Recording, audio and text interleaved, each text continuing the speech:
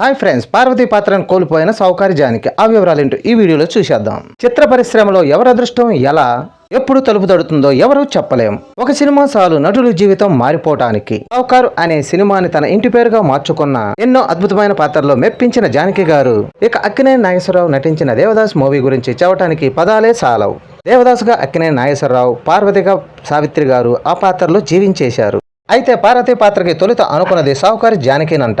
ఓ సందర్భంగా మీడియాలో దీని గురించి పంచుకున్నారు జానకి గారు. దేవదాస్ ప్రారంభ కాలంలో ఒకనాడు డిఎల్ నారాయణ రచయిత సముద్రాల మా ఇంటికి వచ్చారు. విషయాన్ని వివరించి నన్ను పార్వతి పాత్ర ధరించమన్నారు. నాగేశ్వరరావు గారు దేవదాసుగా నటిస్తున్నారని, ఇంకా తక్కిన పాత్రలో నిర్ణయించలేదని చెప్పారు. నేను తెగ సంతోషపడిపోయాను. నాకు పెద్ద గొప్ప పాత్ర వచ్చిందని సంబరపడిపోయాను. అందుకు వారికి నేను ధన్యవాదాలు కూడా తెలిపాను. ఓ దేవదా పాట రికార్డు అయితే ఆ పాటను టేప్ రికార్డులో పంపారు. నేను ఆ పాట వింటూ రోజు సాధన చేయటం మొదలుపెట్టాను. షూటింగ్ తేదీలు కూడా ఖరారు చేశారు. ఒకరోజు ఒక ఆయన మా ఇంటికి వచ్చి నేనే ఈ సినిమాని ఫైనాన్స్ చేస్తున్నానని చెప్పి, దేవదాసులో పార్వతి మీరు కాదు ఇంకొక నటి చేస్తుందని చెప్పి నా దగ్గర ఉన్న టేప్ రికార్డ్ ని పట్టుకెళ్లిపోయారు.